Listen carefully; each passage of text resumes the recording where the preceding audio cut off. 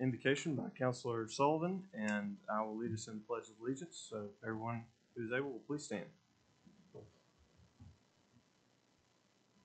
Heavenly Father, thank you for this moment in time that you brought us together. Help us and guide us today, Lord God, to make great decisions.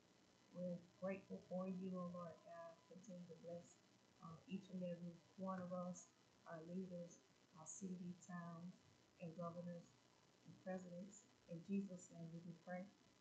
Amen. Amen. I pledge allegiance to the flag of the United States of America and to the republic for which it stands, one nation, under God, indivisible, with liberty and justice for all. Please be seated.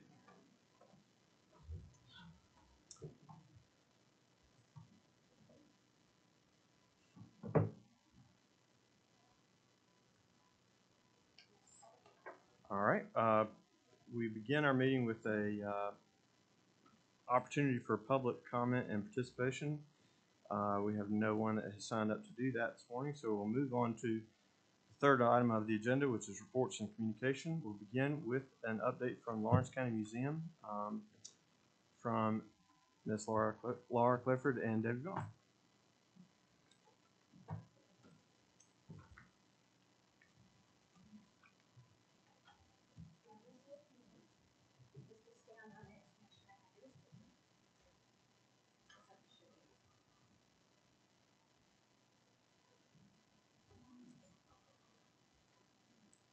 We'll hand you a mic if that's all right. Make sure everybody that's remote can hear you as well.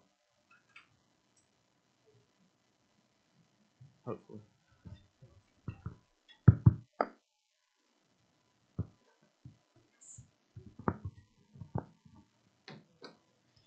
Well, we appreciate the opportunity to be here this morning, and I wanted to talk to you about a couple of different things. I had so much to talk about, and so much that I was forgetting. I did script some of it out. But I do want to talk about the Lawrence County Museum and how it contributes to life on the square, in the city, in the county. And I want to talk about why some museums are successful and others are very unsuccessful. And it's really important to note that in the last 15 to 20 years, an awful lot of museums, especially small ones, have closed, and there are reasons for that. And I wanted to share some of those with you. The biggest one is that museums become static. The exhibits don't change. Every time you go in, you see the same thing. People get tired of them and don't want to support them. So the first thing I did when I was hired here was rewrite the mission statement and propose a design plan for the museum where we can move everything around. And we can, except for the Witherspoon exhibit, because I'm not moving that bed ever again. But the rest of the exhibits are on platforms and wheels, and they can be broken down in about 2 hours. So we have every intention of keeping that exhibit hall very fresh and changeable and open to community members that want to come in and do local exhibits. That's fine. They just have to talk to me about doing it, and we really want community ownership on the museum. The key to a long-lived and vibrant museum is not the exhibits, and that really shocks a lot of people because that's what they associate museums with. It is human relationships and programming that sustains museums. So even though we may have a first-class exhibit hall, it is the programs, the lectures, the classes, the Boy Scout Merit Badge in archaeology that I'm teaching right now, those things that form connections with people where they want to buy into the museum and continue to be part of that. And that is very, very important. The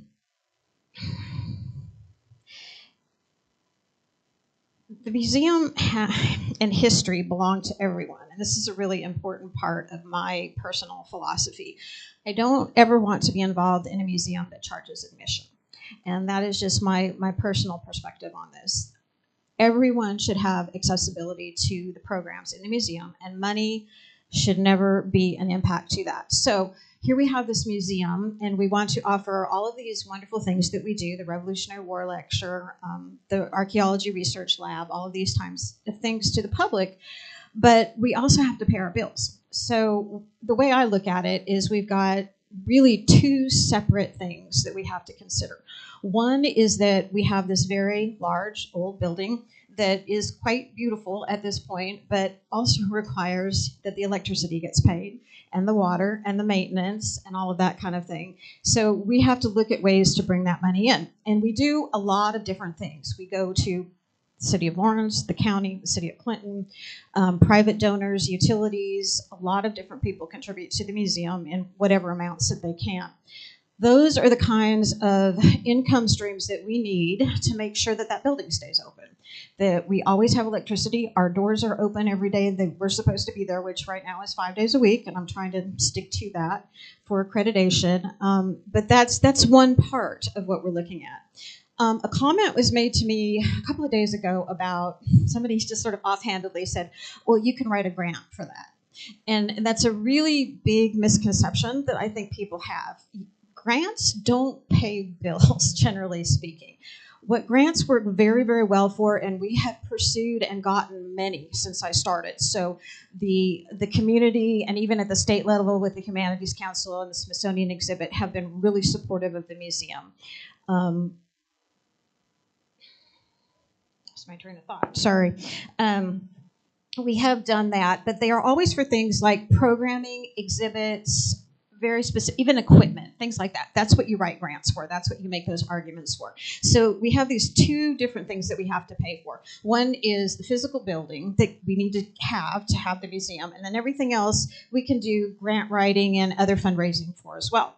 So I try to kind of break it down for people that way, that grants they may have at one point before my time been a cure-all for everything, but in my last 30 years, that grants they're for very, very specific things. So, in coming here today, I want to thank the City of Lawrence for your past financial support to the museum, and I want to point out a couple of little changes that have happened that are really not so little. We have moved out of our old building, which we still support financially. The Revolutionary War Museum is in there right now, and they do get traffic, but we pay all of their bills. So that is something we have just done to help them and keep them going. And then, of course, we have all of our bills for the Witherspoon building and for the Dominic building, which is next door. A part of the museum that people don't think about is all of the collections that we have that are not on display, that are there for research purposes or to cycle into exhibits and cycle out of exhibits. All of those artifacts have to be stored in a climate-controlled, secure area. They have certain standards that they have to be curated by. So, for example, as the Bally Foundation gave us money to curate our quilt collection. We have a pretty fabulous quilt collection. You can't just roll those up and throw them in rubber tubs. That's not what you do. You need special paper, special boxes, and so that grant funded that. But we also have a lot of objects that need storing. So the second floor of the Dominic building has become very important in being a place for us to curate our objects as we move everything over, because everything is not moved over from the other museum. The other thing is the back part of that is the archaeology lab, which is a super unusual thing for any museum to have. And I'm, of course, excited about it because that's my first love, archaeology. And it has been used already. So it's not even completely up and running, but we do have research collections in there. And I have had 2 archaeologists, one from the Department of Natural Resources, one from Wofford College, come within the last month and want to access our collections for different reasons. And while we were here, they took us to lunch on the square and bought us lunch at Roma's. So it's just a small example of bringing people into the museum to do things that we provide for the public, but then in turn should contribute back to the economics of the city of Lawrence. I do want to mention the Boy Scout Merit Badge. It's the first one that has been taught in this area ever. It is a very difficult merit badge to teach because finding someone to teach it is really hard. But it's been a blast. I have enjoyed it so much with those boys, most of them from Clinton. But they also were in the archaeology lab, and it was wonderful to have that hands-on experience to share with them in that place. And they really enjoyed it, and they enjoyed the museum. So again, it's the relationship building that is really important, and they would like to see that merit badge continue every year and have the museum sponsor that, and I hope that continues.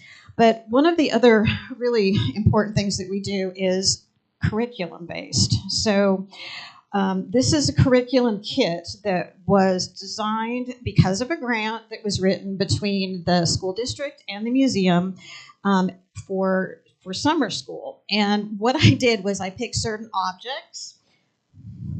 like this. These are little mini bowling pins. These were things that were in our collection. So there's hat pins in one of these boxes. There's an arrowhead in one. So we take these out and we can sort of take this on the road, take it to different groups and say these objects are from the museum. And then there's a whole lesson plan that goes with them. The hat pins are especially fun because a lot of these things have backstories on them that kids don't understand. Chamber pots are always a hit because kids don't know what those were used for. But the hat pins were also used as weapons by women back in the day. So things like that kids kind of seem to identify with. And then later, many of those kids made it from the summer school at Adair Center over to the museum as well. So I'm going to turn this over to Debbie. This is here if anybody wants to look at it. And I want to make the plug that we have really changed. We've gone from an all-volunteer organization to having professional staff. And I will say that this change is significant. It incurs salaries. We have to have a facilities manager to make all of these other things happen. And we are just starting to make these other things happen. So I hope you will consider that. And Debbie has a couple of things that she would like to share. Hi, y'all. And I do want to say that our 3 employees, we've got 2 part-time employees and Laura, all started as volunteers at the museum and then decided that they felt that, especially Laura, who is an archaeologist, an educator, and a museum director, how we found all those things in one person is just amazing. And she's gotten our museum open. It would have taken us a few more years maybe, but we're open and it's just fantastic to be there. But first of all, I want to take you back in time to 2012 when we still had the old museum and were offered this new museum on the square. And it was fantastic. Do y'all remember that? A lot of y'all do, when y'all were thinking, oh my goodness, what are they going to do with that building? Because it was in not very good shape. But y'all had faith in us and saw somehow it had that same vision with us. And I think it's, as Laura mentioned about economics, it's one of the things that when people come to a community, they look at the quality, y'all know the quality of life.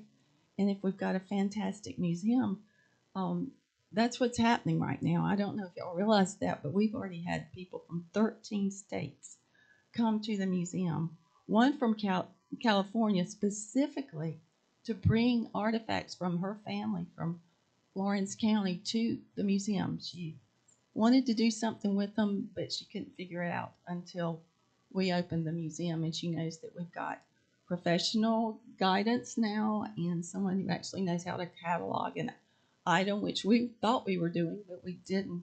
And I think you also probably know that now we are working on accreditation with the American Alliance of Museums, which is the same organization that the Smithsonian is accredited through. And one of the things you didn't mention is that the City of Clinton's museum, we're working with them to piggyback on with us. They closed their museum, but with guidance from Laura, we're not going to work down there. We're just going to help their volunteers and their city employees hopefully get their museum up and accredited. And it takes a few years to do that. But that's another community group that's going to be involved with us too. And that's amazing to me, being from Lawrence. But one of the things that we're working on is with education too. There are studies that have done that kindergartners who come as at that age to a museum, by the time they're in 3rd grade, all of their achievement skills are higher in math, sciences, and social studies. Math, sciences, language, and social studies. So that's what we're really working on too. But I will tell you that we got the museum open, and that was a huge thing. But the first couple of months of this year have been tough on some of our volunteers and our staff as far as getting over some illnesses and things. So we're working on that. But we are run by volunteers, and that might be 2 hours a month, or 2 hours a week, or 20 hours a week. We have a lot of people coming into the museum just to work, but I do want y'all to realize that that vision and those statements we made asking for your support are coming true. And every day somebody else comes in the museum or a group comes in the museum. I'll tell you, one day, a couple of weeks ago, we had the Farm Bureau ladies came at 9 a.m. Another group, and then it was the Piedmont Agency of Aging had a group that came through. Then that was 10 o'clock. At 11 o'clock, we had the lady from California came, and a group that's now doing a hand sewing group, or handwork group, and they came. And the whole time we were there were people coming in and out. So it's a busy place, and people, including our volunteers, eat on the square and shop on the square, and we've not really even advertised. People are looking us up. They're calling us from Columbia, asking us if we're going to be open. Greenwood people are coming, and it's just fantastic for me to see that. But let me see if is there anything that you think that we need to? But we know that with your support is part of our. I don't want to say puzzle, but it is a big part of what we do, and to have your support, just physically coming into programming and also the financial support. One thing that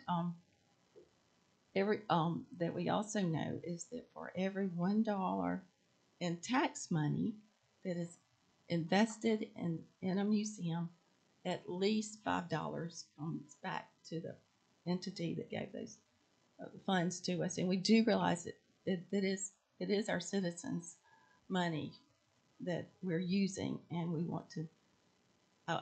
I will tell you that Laura is a penny pincher, and she's not just a museum director, an archaeologist, and an educator. She can also sling a hammer. She can use a paintbrush. She has vision in design, and I'll give you an example. You know those, are they called acrylic boxes? The acrylic boxes that are on top of one of the little pedestals in the museum. Those are very expensive, and if we used our money to purchase them, it would take a lot. But she and Chris, our facilities manager, decided they could make them. And they went on YouTube and they made those. And also, we do know that this pedestals, I know Phil Adair, who passed away, and we just really, really, truly miss him because he was there at least 40 hours a week and probably more. But he figured out that if you ordered a pedestal about the size of that little table there, it would be about $150. Well, he figured out that they could make 4 or 5 for that amount. So everything looks just like we purchased it, but it's not. Those things were made, and so I just want you to know that we pinch pennies and we try to make them go as far as possible. But we also know that y'all want to know what we spend city funds on too. So, pardon me.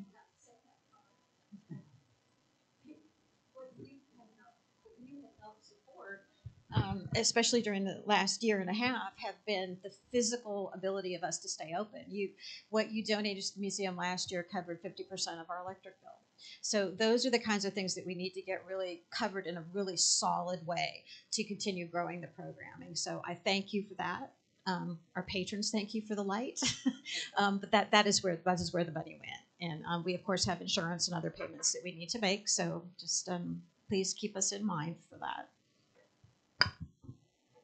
I know the city is a member, but we would like to also encourage everyone here to become members of the museum too, because that's part of the picture. And also, you do probably know that we didn't have any fundraisers during the last 2 years until the New Year's Eve event. But we're still here, and we're going strong. So it's getting bigger and better and more exhausting. So we just love it. Thank you so much. Do y'all have questions? I was just about to say, council, of course, the reason we're meeting early today is so that we can move on to our budget workshop later after we conclude here. So it's helpful to be able to have these folks before us to be able to ask questions as we consider the budget. So in light of that, does any member of council have any questions? I don't have a question, but I have a comment. As you said, we are blessed to have Laura, and I personally encourage everyone to visit the museum because it's very, very, very amazing, exciting, and people that go for the first time always say, I can't believe this is in Lawrence. So I'm very proud and thankful to you all, and I do plan, as I said earlier, to volunteer because exciting things happening at the museum.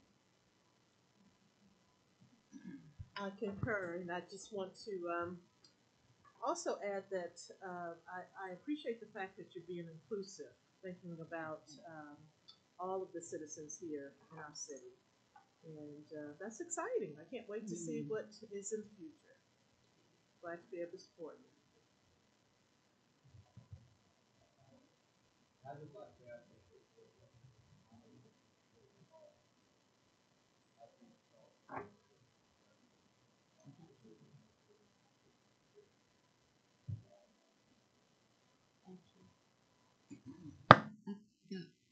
one more thing I forgot to say. We've got some exciting things coming up. Next Tuesday night is our next in the series of the Revolutionary War Talks. And we are working with the Revolutionary War Trails to get to establish a Revolutionary War battle site trail in Lawrence County. So that's really exciting for everybody because we're hoping everything will start at the museum. And then on May the 13th, right before the Piedmont Blues Festival, and I think we're working with the festival on that.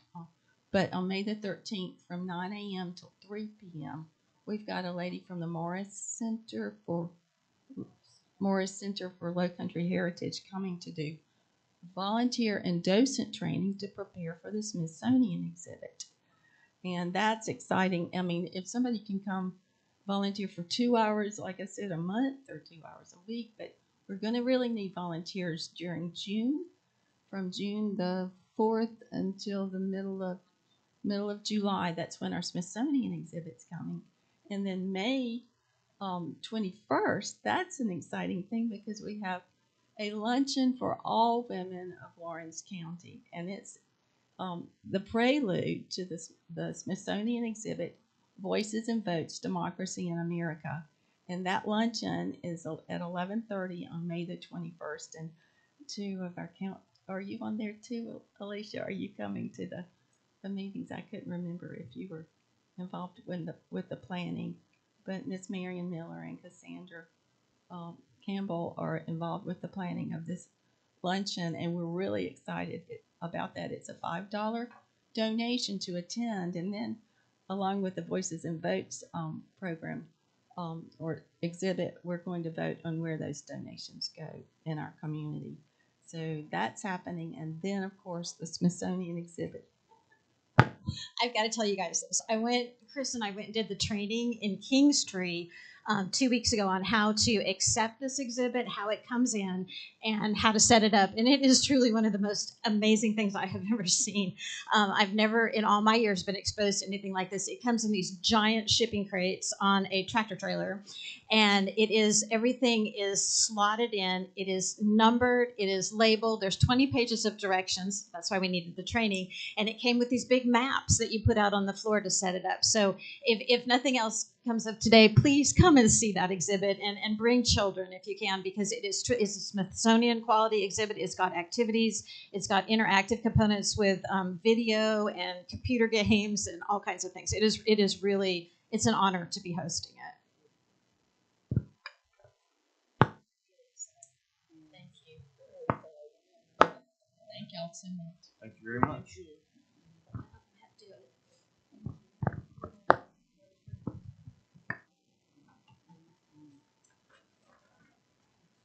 Alrighty, next up on the reports item, we have an update from the Chamber of Commerce.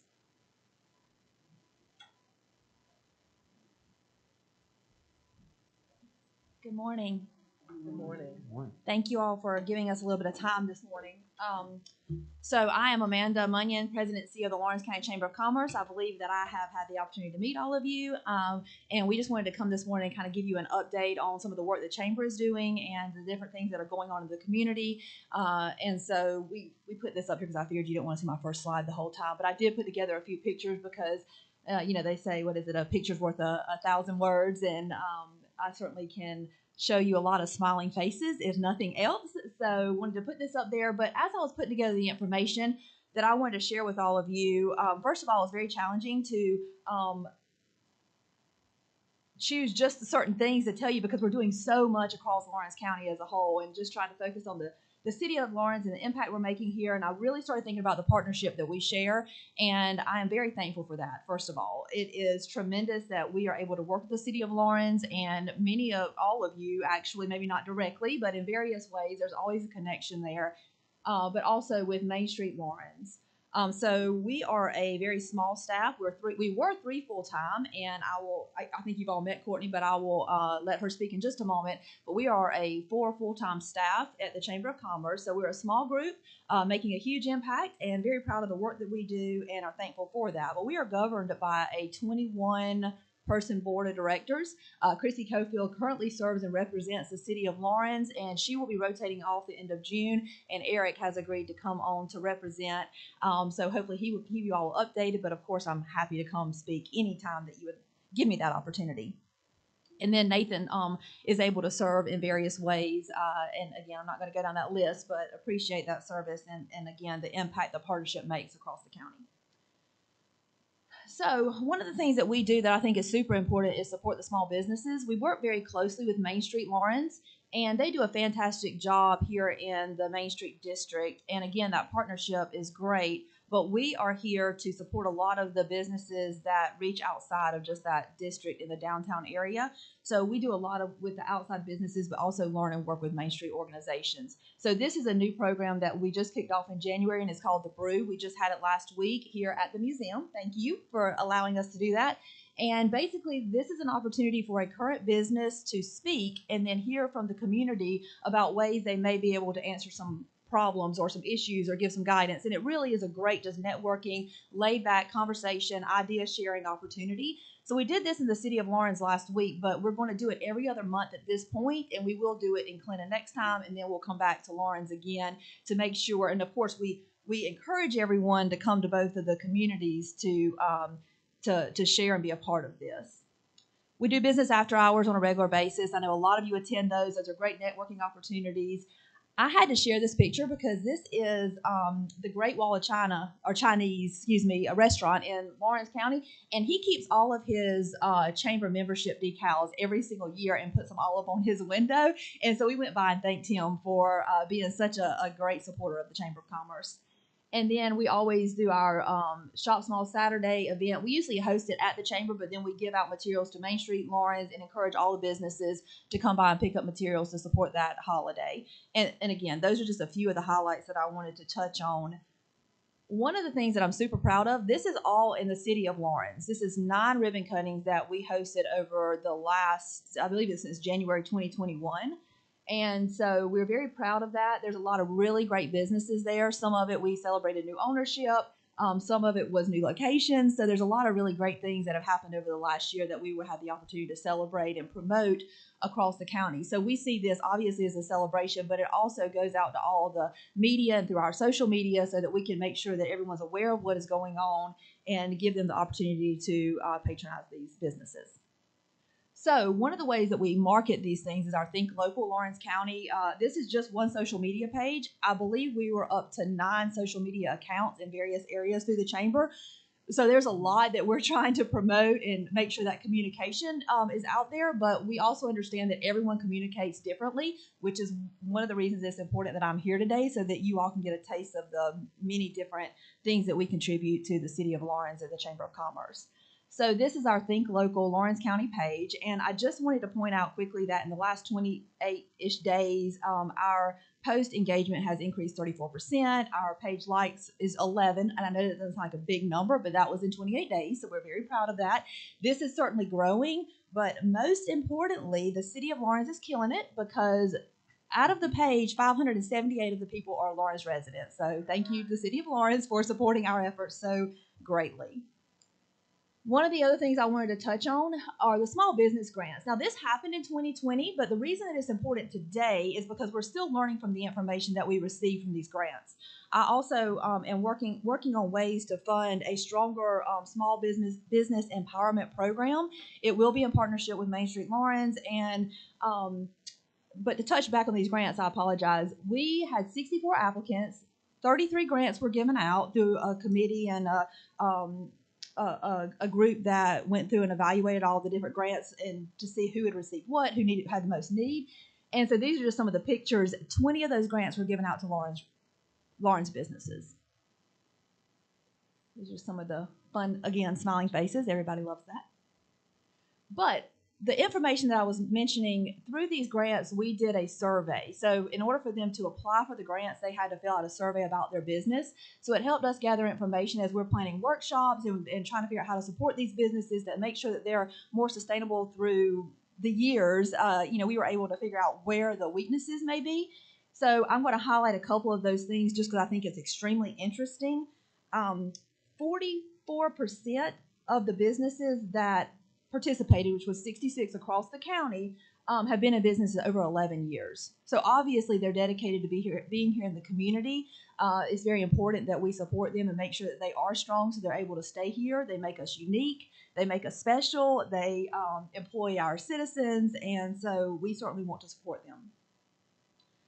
The social media accounts, 46% of them had websites. Only 73% of them had Facebook pages. And I would assume if they don't have a Facebook page, then they're probably not communicating in any way. So we've got 20-something% of these businesses that don't have a way to reach the outside audience other than word of mouth and the people. They may have email lists, but we can help work to enhance their communication so that, again, they're hopefully more sustainable and more successful through the years. And 48% of them had no business plan, which I think is just crazy for 66 of those businesses. 48% didn't have business plans. So we have been working with Ben Calhoun from the Small Business Development Center out of Greenwood. He comes into Lawrence County one day per month so that he can meet one-on-one with businesses to work on those business plans and look at their future and how are they going to grow their business, or are they just happy staying where they are, but how are they going to maintain that level. So again, we're working on business sustainability, and we are supporting all of the Lawrence businesses, not just the Main Street, but also depend very strongly on Main Street as we develop these programs. So there's some of your smiling faces. We also do a lot of events. We are not just parties by any means, but a lot of these events give opportunities for networking, getting to know each other. We really focus a lot on communication, coordination, collaboration across Lawrence County as a whole, and I think that it's been very beneficial in the past for us. So this was just a quick shot. Obviously, this is our annual dinner, so thank you for supporting that. This was the Backstreet Park. We were able to be a part of that, which we celebrated. This was this past Friday night. Our entire team came down and set up a Keep Lawrence County Beautiful table at Finally Friday, which was a lot of fun and able to meet a lot of people and encourage people to participate in that program in the city's cleanup. This is the golf tournament. Usually y'all have a team that comes in, and we always enjoy the City of Lawrence staff to support the things that we're doing. This is a Greenwood leadership program. So annually, Greenwood leadership comes into Lawrence County, and I usually work with Barbara Hegan, the Greenwood Chamber President and CEO, and we plan a day here. And we usually spend half the day in the city of Clinton and half the day in the city of Lawrence. The mayor was able to meet with them last year, and then we usually have a downtown walking tour, and this was last year's event when they came down. So we're able to highlight the city of Lawrence and hopefully bring some of those Greenwood residents over to help enjoy the great community that we have here in the city. And then this was at the State of the City. Courtney set up a table. So again, we partner a lot on the different events that we have, and it also gives everyone the opportunity, hopefully, to learn little bits and pieces of the work that we're doing. I'm barely touching on it today, but I also wanted to highlight some of the partnerships that we have. And I know I keep saying the word partnership, but I see the importance of it and appreciate what we have here together. So speaking of partnerships. Oh, no, hold on. I'm not ready there. I'm not there yet. So sorry. I want to go to this really quick. This is kind of a partnership. So this is our community calendar. Just wanted to point this out. So we try to get our businesses and organizations to do this, and the museum, as a matter of fact, is fantastic at this. So this is our community calendar. Anyone can put something on there. It has to be submitted. We approve it, but we try to keep everything in one location. So if the museum is planning a big event, they usually check with us just to make sure there's not any other huge event going on at the same time, so that residents of Lawrence County have the opportunity to attend as many things as possible. It doesn't always work out that way, obviously, because there's a lot happening, but this is a really great resource that we have on our website. And then in front of each of you, I have put our community guide. We're very proud of this. We create this in-house, and so it is a non-dues revenue resource for the Chamber of Commerce, but it also gives us the ability to write some really neat stories or get some really neat stories written about some of the citizens here in Lawrence County and highlight the amazing community that we have here and the people in it. So we had 3,000 of these printed. We have been spreading them all over the place. We actually should have a new one coming out hopefully the end of this year. But this one in particular, we've already had North Augusta and Cherokee reach out for additional cases to go into their visitor centers. And so we send them to them originally, but then they reach out and replenish that supply. So we know people are noticing Lawrence County, and obviously that is in one of your alleyways here in the city of Lawrence. So now I'm going to go back to speaking of partnerships. This is, I hope you all know, you all should know, you've been a part of this, and it's been in the works for many, many years, but the city of Lawrence has been a great support of the Keep Lawrence County Beautiful affiliation.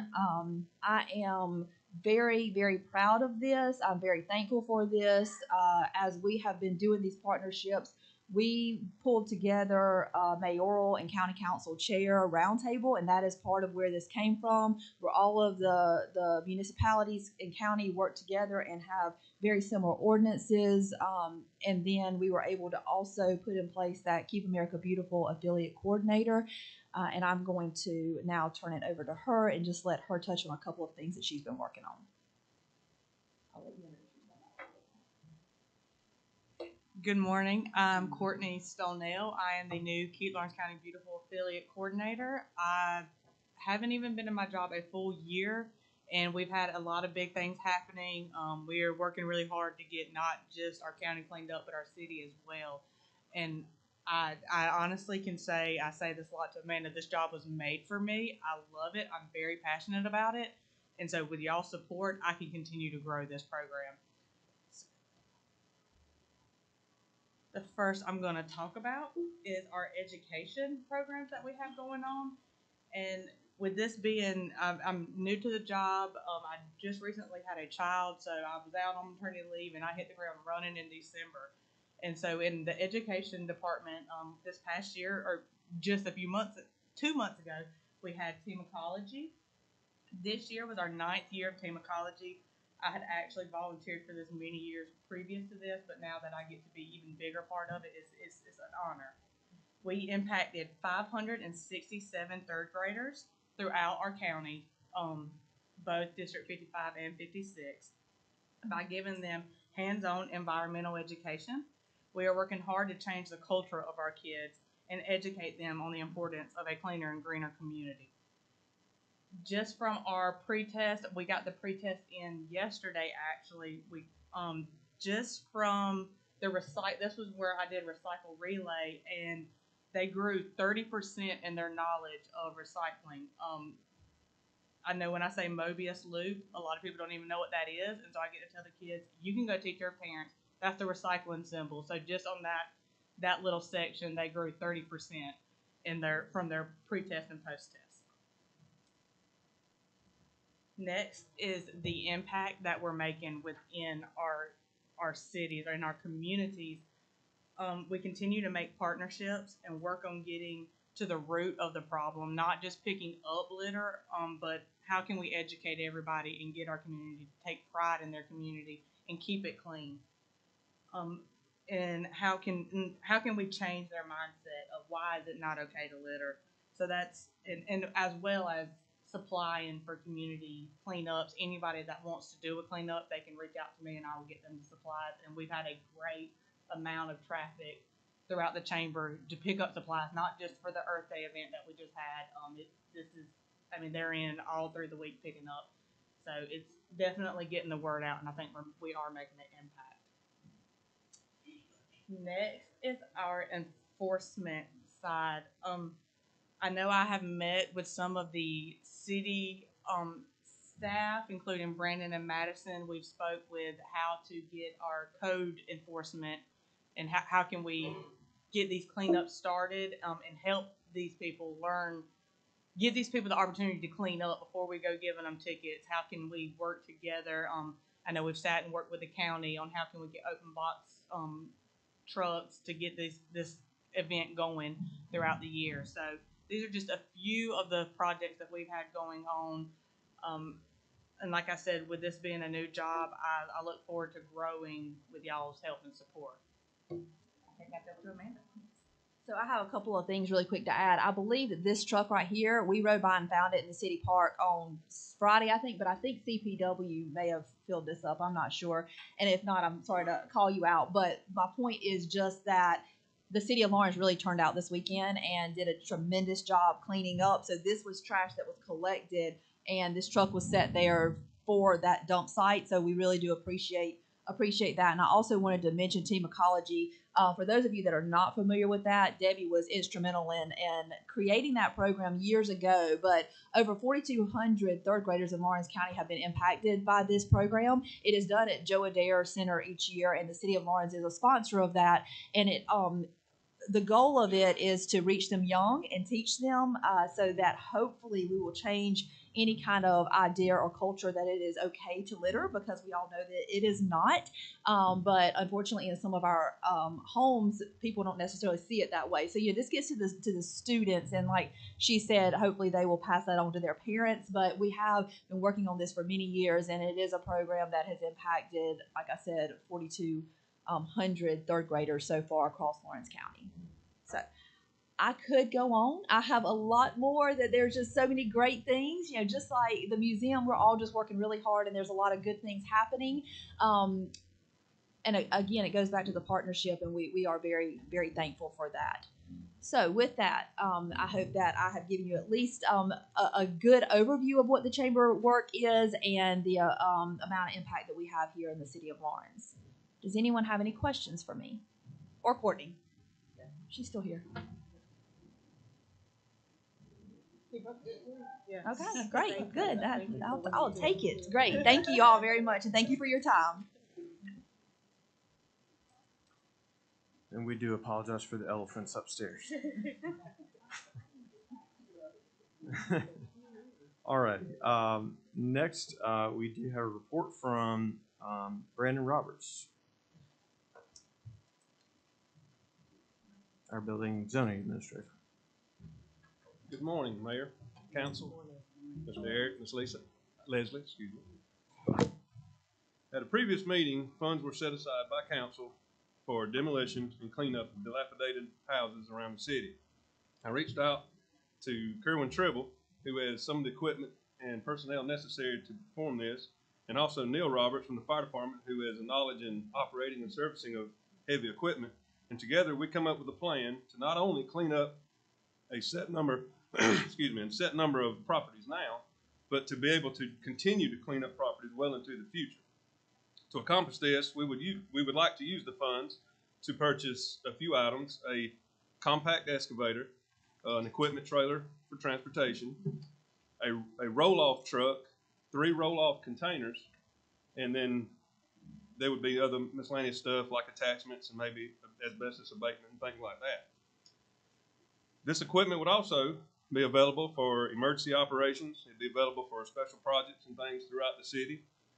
And as a side note to this as well, we're also partnering with the CPW so that we can certify drivers with CDLs that's necessary to transport this equipment and also operate the other trucks and things from the city, which is with Neil and I being able to train, and CPW having someone that's able to, what's the word?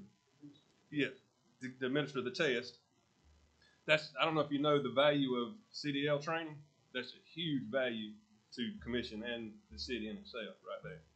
So that's the proposal we have for council to consider, to be able to take care of these things well into the future. Thank you, Brian.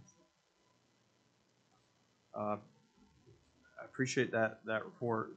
It's one of those ways that we're trying to work smarter, not harder, rather than just taking that money and sending it off to a contractor. If we can do it in-house and equip ourselves to do more with the same amount of money, that's makes sense. Next, we have a report from City Councilor Cassandra Campbell. Good morning. Good morning. I just want to encourage everyone to save the date. The City of Lawrence is going to be sponsoring a Juneteenth celebration on July the 18th. So that's Saturday, July 18th. June. June 18th, which is a Saturday. And there was some incorrect information on Facebook, but please spread the word that it will be on Saturday the 18th. And just to educate very briefly, Juneteenth is a holiday to commemorate the city or the day of June 19th, 1865, when slaves in Texas learned about their freedom. This was about 2.5 years after the Emancipation Proclamation. So we want to make sure that we are spreading the information about what Juneteenth is, create excitement about creating a atmosphere of love and unity here, and invite vendors to come, invite church groups to join us, and please spread the word. If you have any questions, if you have any suggestions, please give me a call. My number is 864-981-5470. Thank you. Thank you, Councilor. Let me say I appreciate your work on helping organize our new celebration with our newest federal holiday. Excellent. Appreciate it. Next, we have City Council report from Councilor Sullivan. Good afternoon, everyone. I have a question concerning a request, and then I can move on to the report.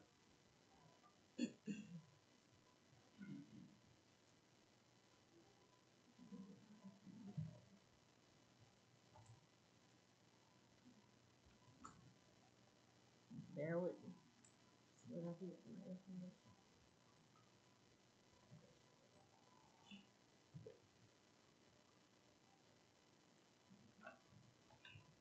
Okay. On April the 13th, I requested to be placed on the agenda. I'll give you a copy.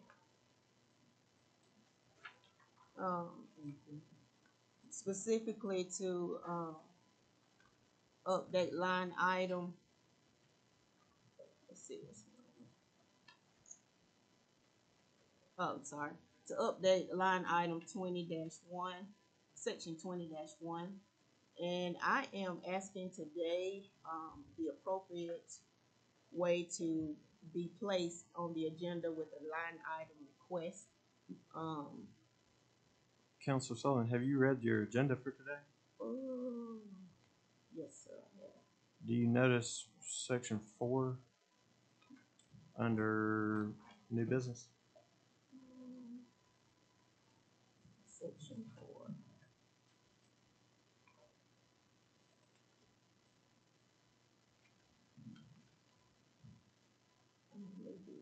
There we go. It's at the top of Yes, I see that. Yes, sir. My question was, I'm asking, I see that you're presented in, and I'm asking why I wasn't able to. That was the question, and I wanted to know what is the proper procedure or if it is inappropriate for a council member to do such a task. It's normally my job as chair to present ordinances, but I intended on recognizing you to speak in favor of it because it was your request.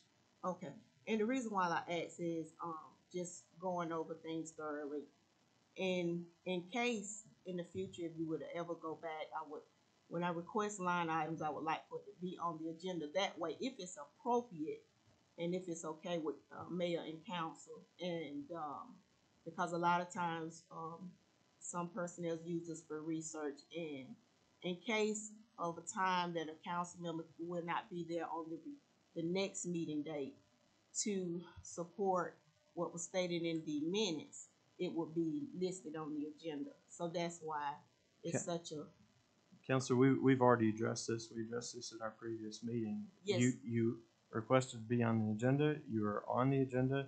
You may make a report about the things that you wish to report that are going on in your district and around the city, but it is not the way that we're going to format the agenda to have a specific line item. If you'd like to make a report about something, you're more than welcome to do that. That's my question. I'm asking if it's inappropriate, if it's wrong, or if it's something that the mayor and council have decided that we cannot be placed on as a line item request. That's what I'm trying to find out. Counselor, the reason you're speaking right now and the reason we're discussing this is because you are listed on the agenda. Yes, sir. I'm asking per your request. Specifically for the line item. That's my question. I'm not sure what you mean by the line item. You have a line item here. So that it will stay, just for instance, on the new business where it says Mayor Nathan Sin, I requested to be on here to update section 20-1. So in place here, it will say Councilor Sullivan to update 20-1. I'm saying, is that inappropriate? I wouldn't say it's necessarily inappropriate. It is my job as chair to present ordinances. Okay. So I'm happy to so the question, delegate discussion of that and allow for whoever is most appropriate to answer questions or to present things when the time comes to do that. Yes, sir. But the question I'm asking, can you answer yes or no? Is it inappropriate for a council member to present a line item request or be placed on the agenda as a line item request? Is it inappropriate for a council member to do so? I'm not sure I understand what you're talking about, frankly. Is it inappropriate for Councilor Alicia Sullivan to present section 20-1 as requested on April the 13th? Let me reiterate. It is my job as mayor, as chairman of this body, to present these ordinances. So yes, it's inappropriate. I'm not saying it is inappropriate per se, but what I have tried to make clear is that my presenting it does not preclude my also recognizing a member of council, as I intended to do, for you to be able to speak in favor of this ordinance since it was your request. Okay. And that would be reflected in the official minutes. That's it. Thank you. I was confused about that because I requested it twice. I didn't know. Councilor, you have only requested this once. It was acted upon immediately. We asked the city attorney to draft the ordinance, and it's before council this morning. No, sir. I requested twice for a line item, a specific placement and item on the agenda that hasn't been placed in. Yes, ma'am. You were. Both times you have requested to be on the agenda, you've been on the agenda. The last time that you requested this at the last meeting, you said that you weren't prepared. Yes, sir. I'm speaking specifically for the line item request, not specifically as a report, sir. That is a line item on the agenda. No, sir. It was yes, specific. It is. Okay. All right, so Do you have any further questions about the agenda? I have an understanding that if I request specifically to speak on a specific topic such as 20-1, that we would not read 20-1. It would just say Alicia Sullivan Council Reports. That's what I received from you today. Or any other matter that is Or any happening other in your matter. ward, you are welcome to report on. Okay, thank you.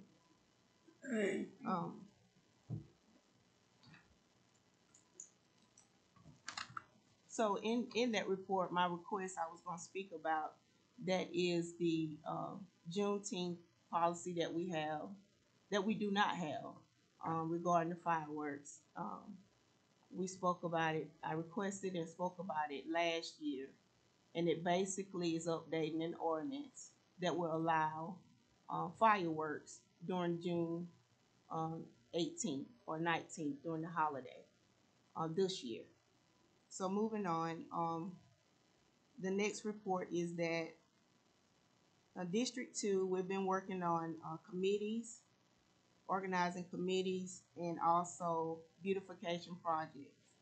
I would like to, as I stated in the last meeting, that we were working on a project. I passed around a picture and invited all council members to attend. At that time, we didn't have a date. And we're going to do a revealing ceremony on April the 30th. And I would like for each and every one of you to be there. It will start at 9 o'clock. And it's basically trying to help provide a prideful area for the Holland Hill, Hunters Court area. And also piggybacking off of the Chamber of Commerce, cleaning up an area that had been trashed, and talking about the beginning of the area, and we would like for each and every one of you to be there.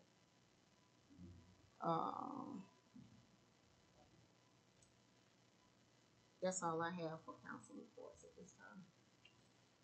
Thank you, Councilor Sullivan, and I do appreciate your work in organizing that beautification project. That is something we were very happy to see. Next, moving on to my report, I'll try to get through this as rapidly as possible. Of course, we're here this morning at our unusual, as opposed to our usual meeting time, because the county council met last week during our regular meeting time to consider appropriations for their ARP funds, and the city of Lawrence has requested some funds from the county, and so we wanted to be present for that, and I appreciate the members of council who were able to be in attendance for that and show their support for our request to the county. As y'all know, we participated in a citywide cleanup this past Friday and Saturday. I will make one note of correction to what the chamber said. The truck that was filled up wasn't just filled up by the CPW. With all due respect, we had all of our city employees out there bright and early picking up trash. And on one hand, it is amazing to see the amount of trash that was picked up and put in the back of that truck. But on the other hand, I don't want to jinx us, but I told Eric I have seen this city in worse shape. There seems to be some dent that's being made in the amount of litter that's being spread. Maybe that's just my personal perception, but it seems like hopefully we're beginning to make a dent in the culture. Still plenty of work to do though. But I appreciate all the city employees who took time on Friday to show leadership, and that the city is personally committed to the cleanup. We're not just asking other folks to do what we aren't willing to do ourselves. I do want to say a special thank you to Madison Workman, who worked very hard to put that event together as well.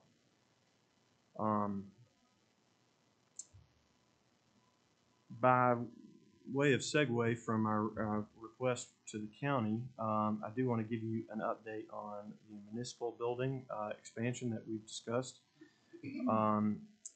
We have gone through our normal procurement process to identify the appropriate architect to design the plan for that, and we will be presenting information to council about that for their consideration, but that plan is moving forward.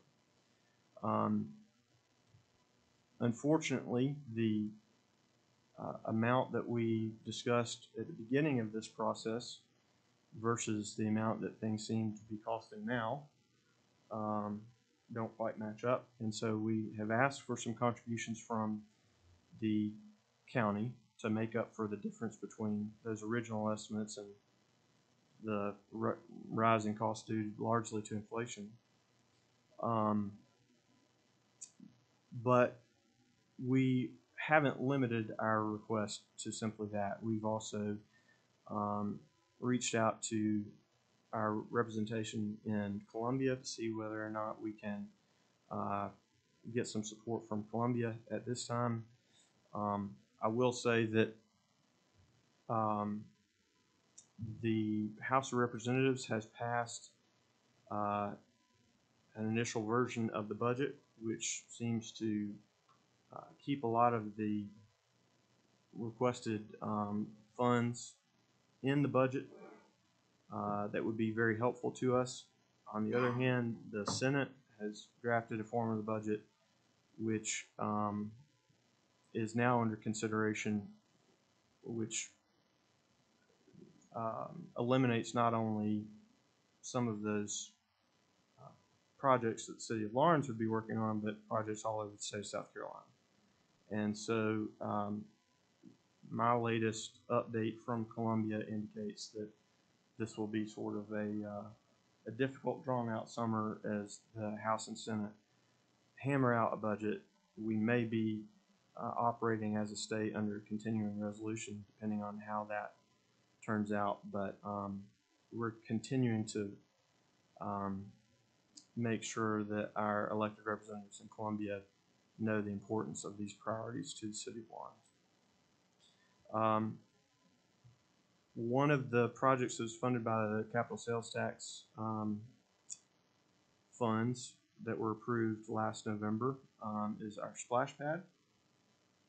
We are proceeding with that. We sort of anticipated that construction would have already begun by now. Unfortunately, there's a stainless steel canister that is set inside the concrete pad that holds the spray nozzle that seems to be in short supply. So as we hear about everything these days, supply chain issues are sort of holding that up.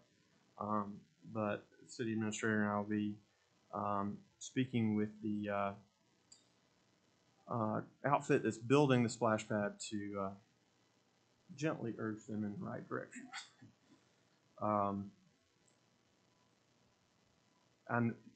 I'm certain as soon as they are able to get their hands on that part, we can move forward. Business recognition is something that's important, and I do want to sort of piggyback on something that the chamber said. We can't be all things to all people, and the city of Lawrence is built on the small businesses that have located here and the families that operate them. It's extremely important for the life of the city to make sure we support our small businesses. But there's multiple ways that we can do that. And one of the ways that the city of Lawrence supports our small business is by working with the chamber. And so while Main Street has its function in supporting Main Street businesses on the square, it's just as important to support businesses elsewhere off the square. One of the ways we're doing that is by partnering with the chamber so that the support services that were detailed earlier are provided. But another thing that we're looking at is is ways that we as a city, through something as simple as the city's social media platforms, can bring attention to the small businesses around the city. And so expect to see some development on that soon. This week is Volunteer Appreciation Week. Yesterday there was an event held across the square for the volunteer guardians ad litem that work in DSS cases in our court system. And I was happy to meet with the director of that program. But beyond that, there are volunteers all across the city that make everything that we do work. We couldn't simply do all that we do with paid staff. The cleanup is an excellent example of that. And so I did want to take a moment to just say thank you for the work of all the people who help our community just because it's their community and they feel led to do that. One example of that is our new Blues and Reach Music Festival, which we will debut in about 3 weeks, I suppose. We're very much looking forward to that. That is probably a bigger deal than most people around here may imagine. We have got acts booked from far and wide, as far away as Chicago and Nashville, and people who have a at least secondhand linkage to Pink Anderson and Reverend Gary Davis and the other pioneers of Piedmont Blues that actually lived in Lawrence. So while it's going to be great to see people descend upon Lawrence to celebrate this festival who appreciate this form of music, from the city's part, I want to spread the message that this is homegrown. This is something we can be proud of, and we can sort of embrace with pride as our legacy to music. So I encourage everybody to be on the lookout for that festival, which will take place on May 14th.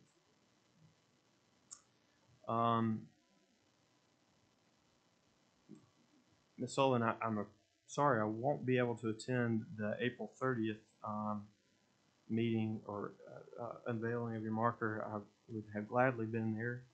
Unfortunately, I'm going to be attending the Association of South Carolina Mayors Conference,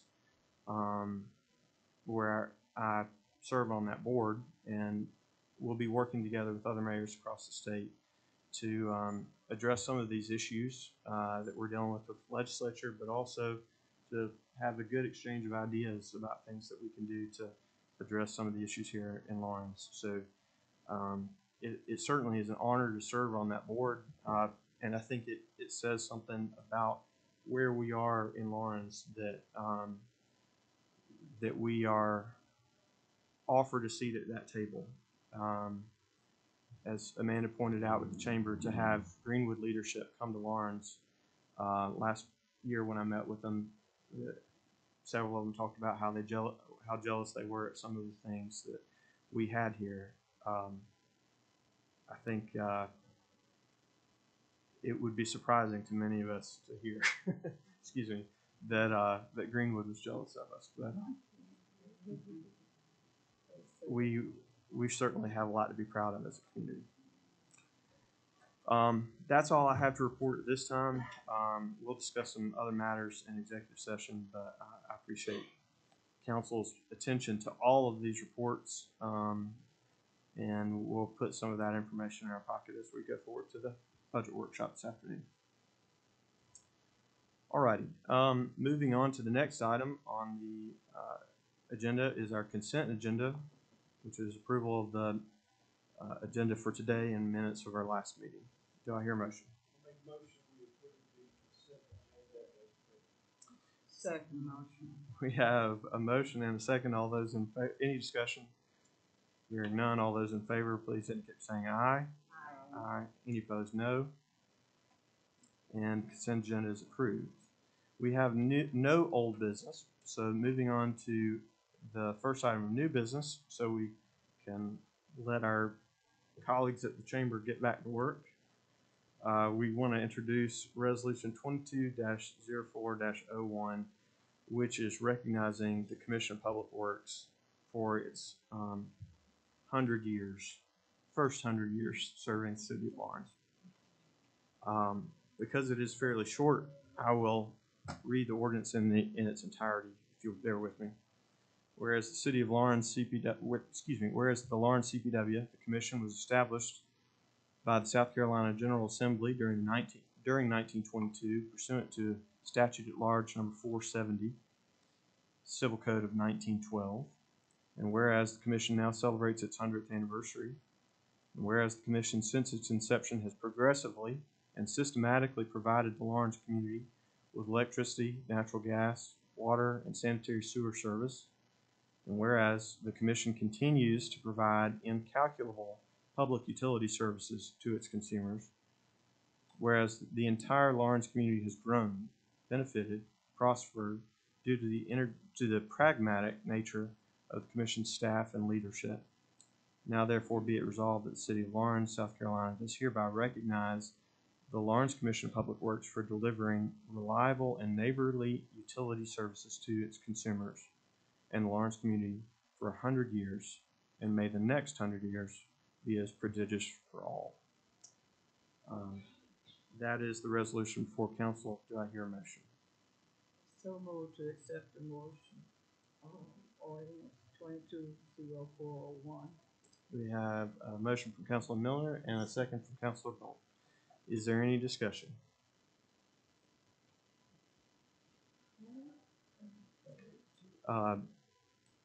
Mr. Young, Mr. Davis, do you have any comments to make?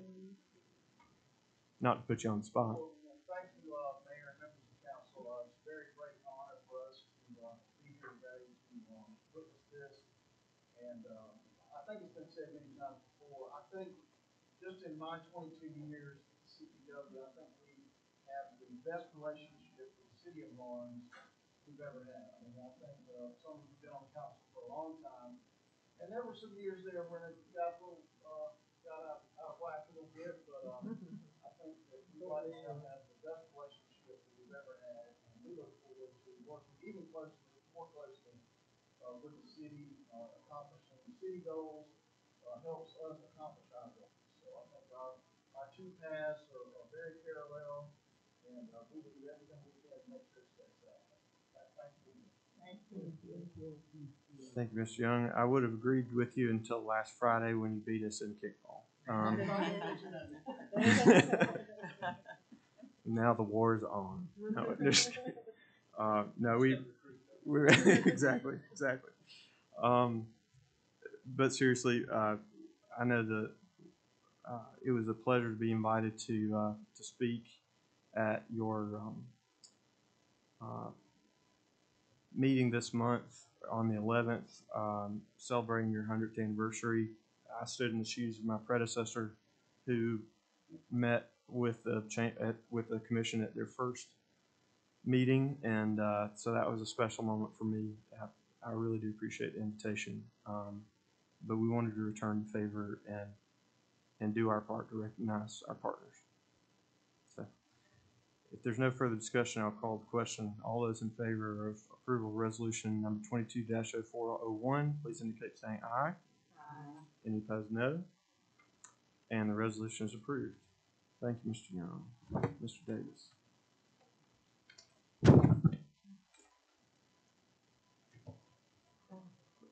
All right.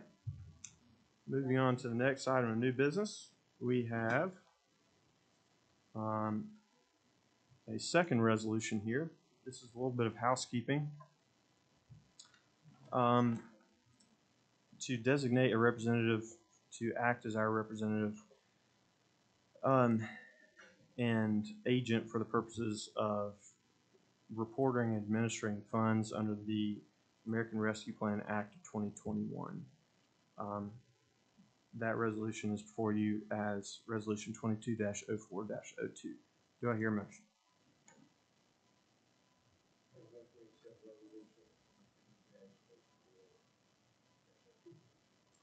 Thank you. We have a motion on behalf of Councilor Lowry and second by Counselor Lattimore. Is there any discussion? Hearing none, all those in favor, please indicate by saying aye. Any opposed, no. And the resolution is adopted. Thank you. Alrighty, moving on to the next item on the agenda. We have a first reading of Ordinance 4-22-01, which is an amendment of our budget for this year to reflect some unanticipated income that we received during the year. Council's received a copy of that and had a chance to review it. Do I hear a motion?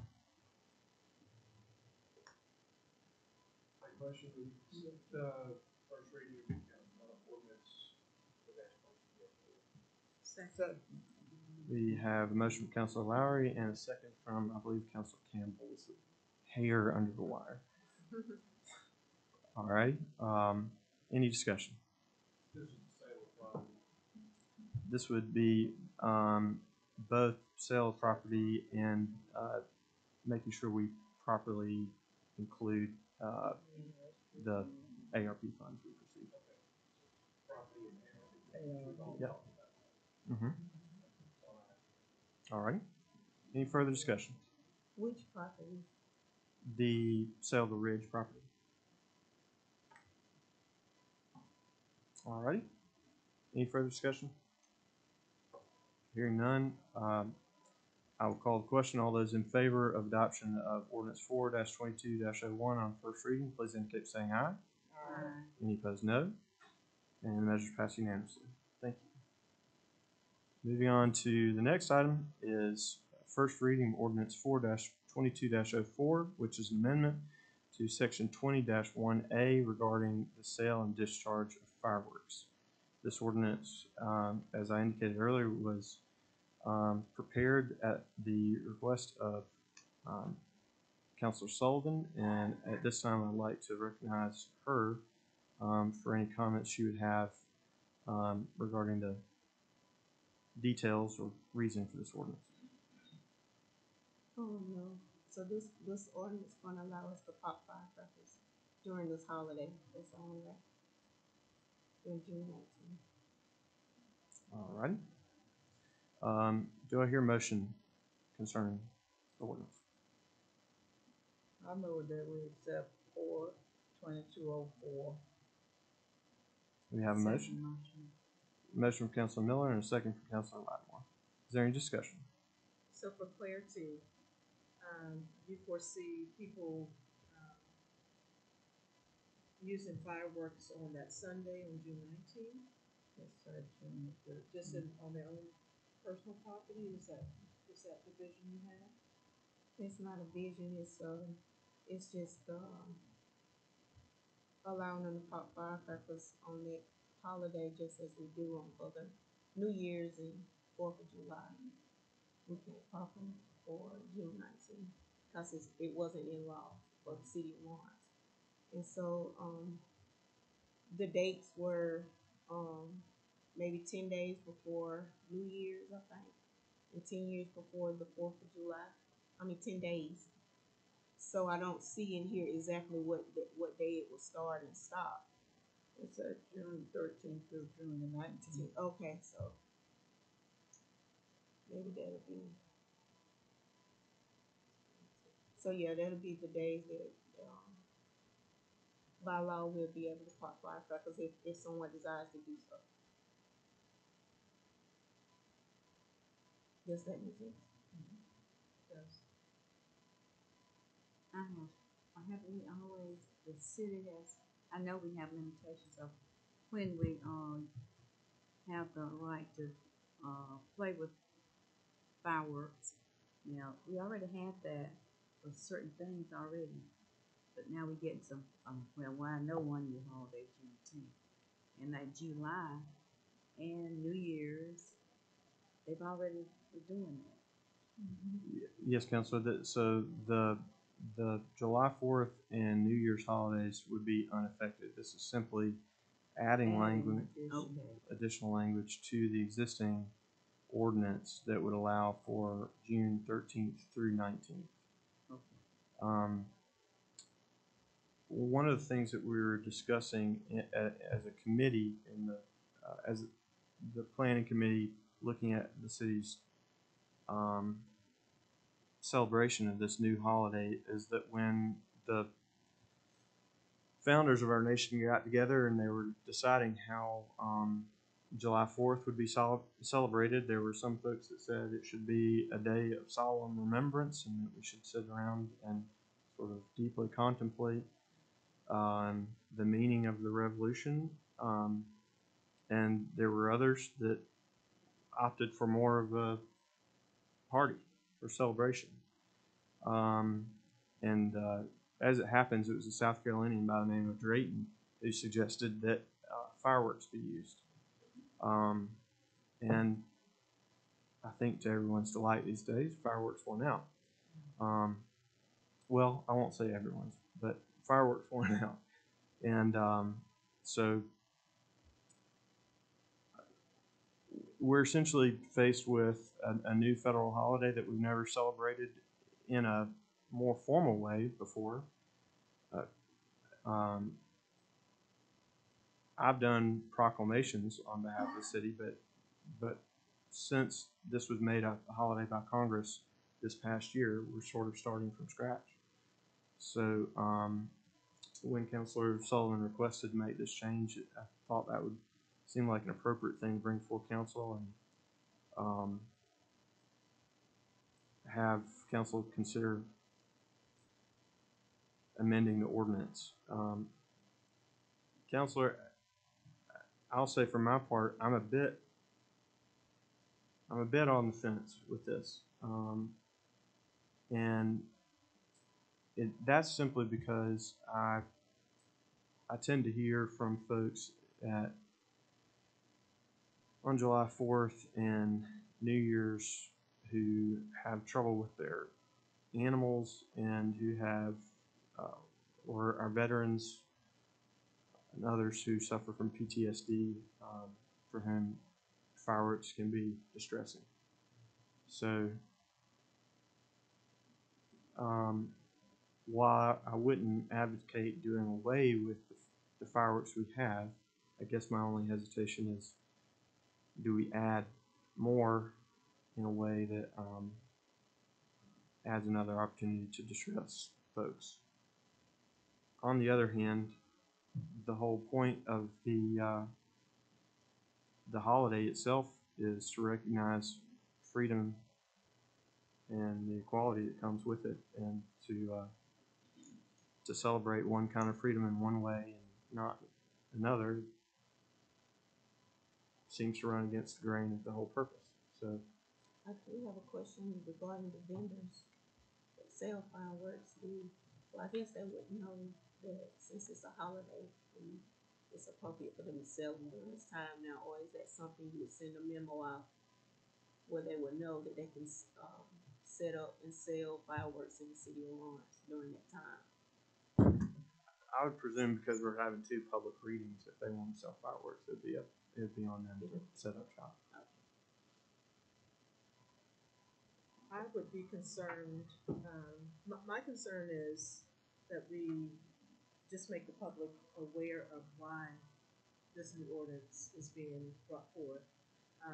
We know that it's a federal holiday now, but I just would want to get it to the streets, whether it be by flyer or whatever. This is the reason why, so that it's not just willy-nilly people all of a sudden realizing that there is an extra time to And don't understand why. right, yeah. So we have a great Facebook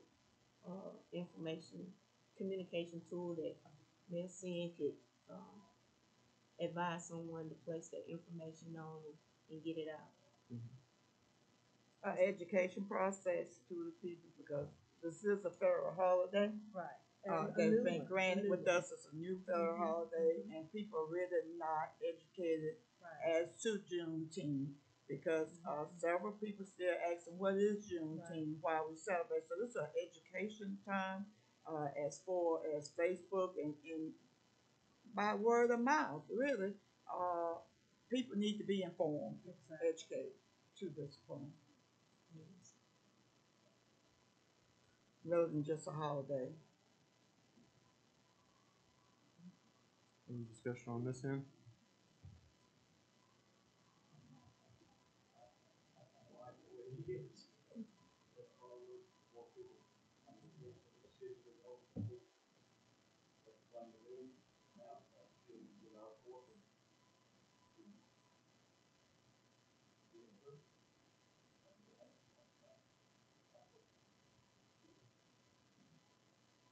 I never thought about the, veterans, their condition, I can understand that. Yeah, that'd be a great idea not to do that. And also about the dog, because I have, dog, I've had people call my dog, I had to take it to the vet, I had to shoot him. So it really, I never thought about, about that in this right here, but it is what it is, It's loud, but the veterans are our precious children too, and I never thought about how it affect them. And the length of time that you're suggesting, mirrors what is already being done with the 4th of July and such. Yes, ma'am. I do have a little bit of questions with, just a observation. This isn't not necessarily directly the Juneteenth, but it's also the other ones. Why are they so long? Why do we allow fireworks for so many days? Right, that's Why my don't we cut them concern all for back? all of them. For all of them. I think it's I think it's ridiculous that we have that we start on the 15th Christmas. Mm-hmm. I mean, Yeah. You go to January, go to January. I think it's a long time, it is. And say like June 28th, I don't know, I don't want to give you the date. I believe that because there's in the ordinance, the way that it's drafted, there's no distinction between sale or discharge. Well, I think letting them sell them early is fine. I mean, people are going to try to shoot them up. I don't have a problem with selling them early. But I think, I don't know, it seems really My feeling is the same for all of them. for all of them. Just use the fireworks on the day of the actual celebration, period. So this is no slight on Juneteenth whatsoever. I'm wholeheartedly excited about celebrating Juneteenth, but for all these holidays, my dog goes crazy too on all these other events. But since it is on the record as it is, and to be fair, and so as to not slight anybody, if it's that way, and we're not going to change it for the other holidays, I feel like we should do the same for Juneteenth. And with the education beforehand, preparation can be made, and so that we can calm everyone down or prepare everyone for the disruption that will happen. Councilor Sullivan, would you be opposed to a motion to table this ordinance until it may be revised to allow for the sale of fireworks during these periods, but to designate that June 19th or the day it's observed by the city, July 4th, or the day it's observed by the city, which is always July 3rd, and December 31st into New Year's be specifically designated as the only times when those fireworks may be shot off? Would that be objectionable? If that's what council decides, I don't see. I make a motion to table it to revise. That's something. Very similar to what you said. Right, because that way we're speaking across all of the holidays, so that they mirror the same single one. schedule. Right. I don't have a problem with it. All right. I have a problem with all the days. Well, I don't have a problem. all right. I mean, We- I think I would vote for Eddie, but I just don't want all those long days. I don't need long days. Let, That also might help us with telephone calls you're getting. well, let's keep this procedurally proper. We have a motion, we have a second. Is there any discussion of that? Yes, we do. I agree with you. If we are hearing from the voters and they have these concerns about the length of time that they hear fireworks throughout the year as it is, then this seems to be a way that we can show that we're listening to the community and responding. And at the same time respecting the new holiday. Agreed. Agreed. All in All right. So we have a motion and a second. Motion to table a proposed ordinance so that it may be revised to limit the periods when they're discharged and to allow for sales for a longer period and add the new Juneteenth celebration. All of those in favor, please indicate saying aye. Aye. Any opposed, no. And the motion is tabled. We will get that back on the agenda as quickly as possible. Thank you for bringing it to council's attention. Thank you. Okay. At this time, I would like to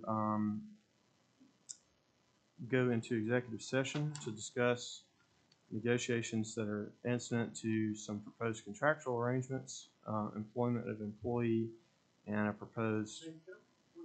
Yes. I mean, I'm out of order. Well, shame on you. Shame on me. But I want to point out one thing. I appreciate whoever did this. This is great. I want to point out one other thing. I want y'all to read. Do you know who wrote this? Do you know who the guy who wrote this? Robert, right? Yeah. His name is Robert. Robert. Look him up. He's South Carolina native. Oh, This came from South Carolina. So it's kind of neat. So Appreciate it's got it. some history to it. I don't know anything. Okay, thank Look it up. Thank you. Yes, South Carolina. No problem. No, I appreciate it. Do I hear a motion to enter executive session? So moved. Second. Motion second. All those in favor indicate saying aye. Aye. All right. Thank you. Yes, ma'am.